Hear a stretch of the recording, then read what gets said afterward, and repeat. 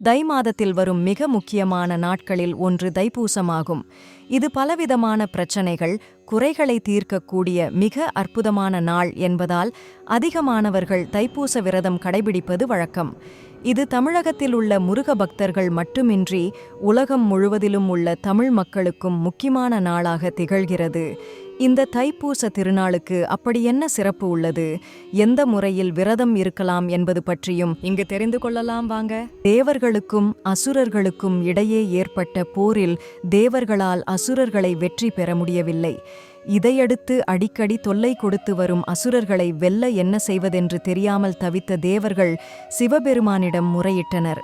அசுரர்களுடன் போரிட தலைமை தாங்கி செல்லக்கூடிய சக்தி வாய்ந்த தலைவன் தேவை என ஈசனிடம் வேண்டினர். கருணைக்கடலான எம்பெருமான் தன் தனிப்பட்ட சக்தியிலிருந்து நெற்றிக்கண்ணிலிருந்து உருவானவர்தான் முருகன்.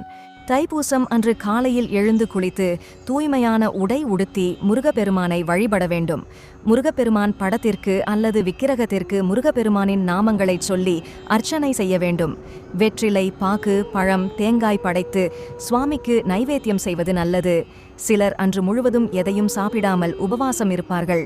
சிலர் பாலும் பழமும் மட்டும் எடுத்துக்கொண்டு ஒரு பொழுது சாப்பிட்டு விரதம் இருப்பார்கள். தைப்பூசம் அன்று முருகப்பெருமான் ஆலயம் சென்றும் வழிபட்டு வரலாம். அன்றைய தினம் தேவையற்ற வார்த்தைகளை பேசுவதோ, கோபப்படுவதோ, வீண் விவாதங்கள் செய்வதோ கூடாது. முருகப்பெருமான் நாமத்தை மட்டுமே சொல்லிக் கொண்டிருக்க வேண்டும். முருகப்பெருமானை நினைத்து தைப்பூச விரதம் இருந்தால் பகை அழியும். நவக்கிரக தோஷம் நம்மை நெருங்காது. குழந்தை பேறு இல்லாதவர்களுக்கு குழந்தை பேறு கிடைக்கும். நீதிமன்ற வழக்குகள் சாதகமாக முடியும். தைப்பூச விரதம் என்பது உடல் மற்றும் மனதை கட்டுப்படுத்தவும் தெய்வ சிந்தனைக்கு அர்ப்பணிக்கவும் உதவும். இது முழு ஸ்ரத்தையுடன் செய்யப்படும் வழிபாடு. இது போன்ற பதிவுகளுக்கு எனது ஸ்பிரிச்சுவல் ஸ்ட்ரீம் சேனலை சப்ஸ்கிரைப் செய்யுங்கள்.